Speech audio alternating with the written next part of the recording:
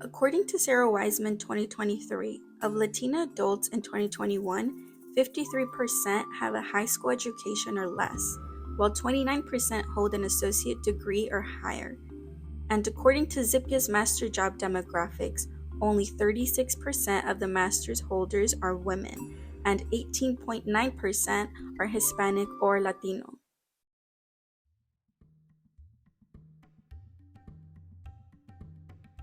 This project is a documentary in which I interview Latina women of color in higher education and expose the challenges and benefits in seeking and completing internships as part of a graduate study.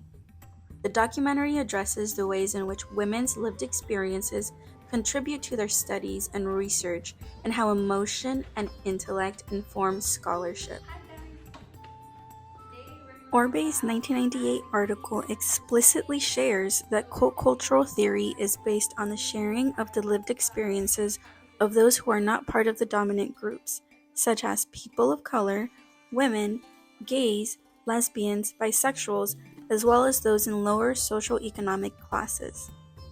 Through feminist ethnography, I focus on the three following areas, which all consider women's lived experiences in academia. First, I include autoethnography to share my experience within the feminist fieldwork.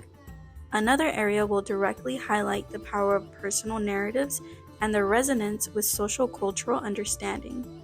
Lastly, with feminist ethnography, it is important to delineate who I plan to address in my documentary and who is meant to benefit from it. According to Foster 2014, feminist ethnography also focuses on the relationships between personal narratives and culture. The documentary will highlight women of color and encourage them to use their mother language if they desire to in the interviews. Seeking to understand the internship experiences of women of color will inform communication pedagogy and practices. Throughout this, we will hear from 4 individuals and myself about the overall internship experiences for Latina women. This project will not only reflect the increasing diversity in communication discipline, but also further highlight the value of women's lived experiences in the scholarly discourse in higher education and instructional material. We will see how representation, mentoring, and future world making play pivotal roles for women of color in higher education and their internship experiences.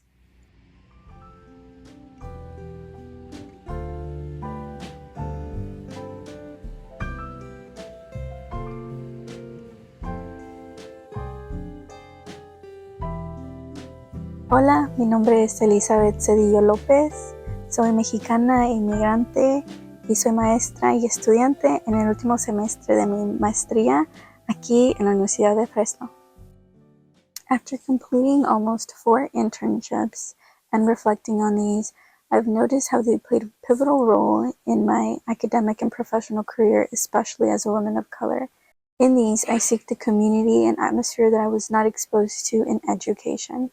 With the help of my graduate cohort and my teammates in those internships, I've been inspired to explore some of those experiences of Latino women in higher education that do complete internships, especially within the communication discipline, and to later use this as instructional material for education, and that actually share the diversity expressed in institutions such as Fresno State.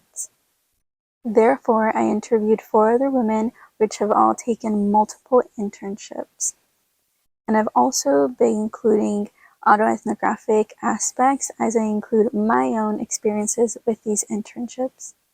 Over the course of 2 interviews with each interlocutor, I found 3 overlining themes. The first, which is representation; the second, the significance of mentoring and professional networking; and the third, the future world making for Latina women. Before moving forward with the themes, let me introduce you to the interlocutors. Hi, my name is Carla Silva. I identify as a Mexican-American woman. And I'm currently working on my assistantship with Fresno State, specifically titled Graduate Teaching Associate. And then additionally, I'm working on an outside assistantship specifically for my professional career. Hello, my name is Brisa Duran. I identify as Mexican and Latina, and I am also a graduate student here at Fresno State. And my internships include a governmental internship and also a graduate student assistantship. Hello, my name is Ayla Grace Mora. I am a Latina and I'm currently a graduate student for the communication department here at Fresno State. And I have completed 2 internships, one for a dance company and one for a criminology program at a university. Hi, I'm Marlene Henriquez. I am a first-generation Salvadorian American. My pronouns are she, her, and I'm a recent graduate from Fresno State in the MCJ department. I have completed 2 internships, both in the communications field, one with a communications agent in a communications agency, and the other for a minor league baseball team. For the purpose of this clip, we will only be focusing on the second theme, which relates to the need for proper mentoring and the significance of professional networking. The second area that was most reflected in the interviews had to do with the value/need for professional networking and mentoring within these internship opportunities. In Rogers' 1986 article, the author speaks about the importance of mentorship for women in professional spaces for their overall success. Similarly, O'Brien and Janssen's 2005 article relates the value of networking exposure for women in internships and the importance these bring to career women. I think that the person that hired me was also a woman, and a woman of color. So I think she would kind of open that door for me, right? She noticed that I was a student, that I had this kind of creativity, and that I wanted to do this, and she kind of took that chance on me. Overall, I think it's that, like, to find your people, to find the people that are like you and that are willing to give you that chance, and kind of don't see you as a project. They see you as a person, as an employee, or as somebody with value to bring to a team. So I think that was very helpful for me, kind of acclimating to the internship, that everybody was always very kind. They saw me as part of the team. It's not just the intern.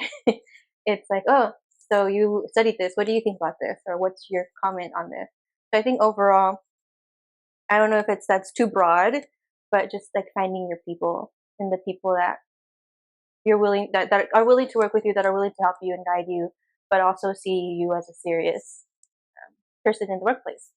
Lo más valioso de poder completar estas prácticas profesionales fue buscar esa feminidad y esos espacios sanos donde pude expresar mi identidad y mi cultura y usar mi lenguaje, que hasta el día de hoy no he tenido el placer de hacer, usar español para una manera educatoria o profesional.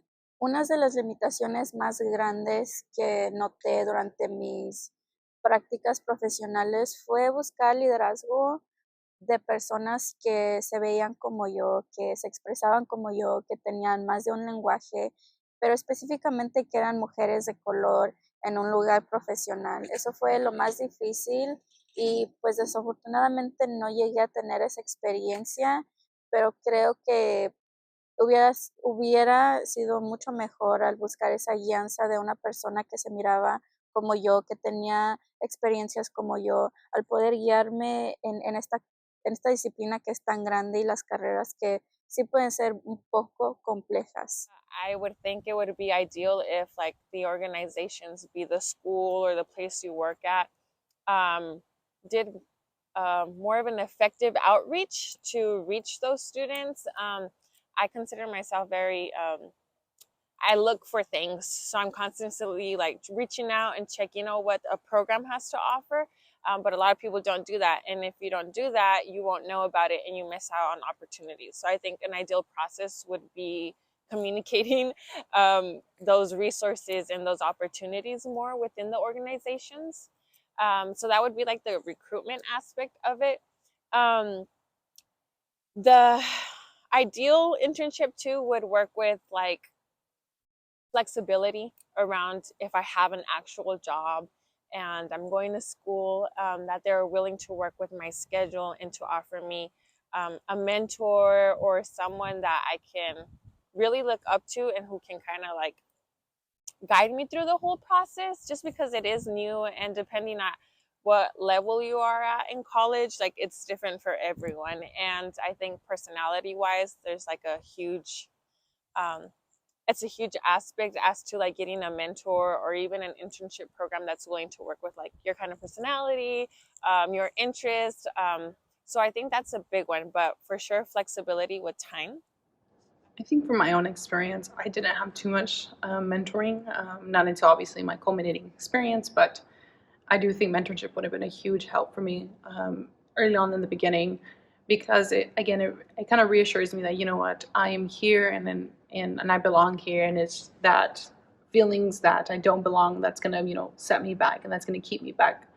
And so having that mentor that kind of told me or talked to me about like, hey, tus experiencias, like we've all been there, like I felt that, y that shouldn't, stop you from getting your degree, getting the job you've always wanted. And so I think a good mentor kind of, again, push those negative feelings and promote good feelings, as well as promote like, hey, you might not understand this document, but let me read it with you. Like, let me show you how to read this, right? Let me show you how to find the perfect, not necessarily, excuse me, not the perfect way of reading, but the easiest way to kind of help you run down this material and, make it make sense at the end of the day. For more information on all of the themes expressed, please go to the description and check out the link for the full documentary named Beyond the Ivory Tower.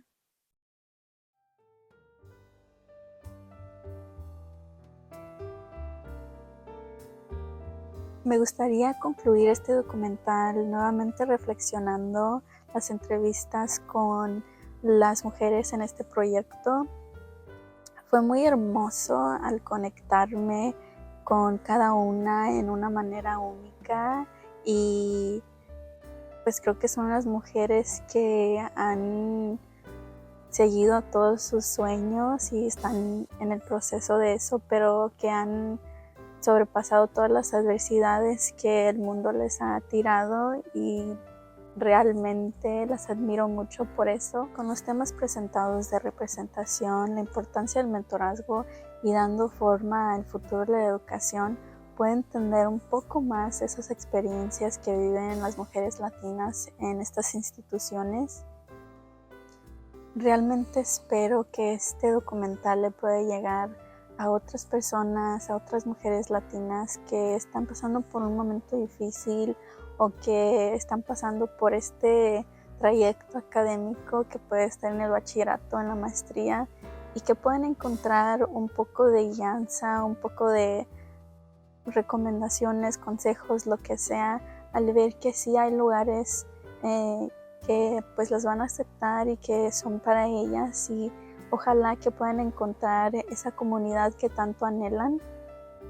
Mereces estar donde estás y mereces todos tus reconocimientos y todos tus diplomas que vas a cumplir algún día.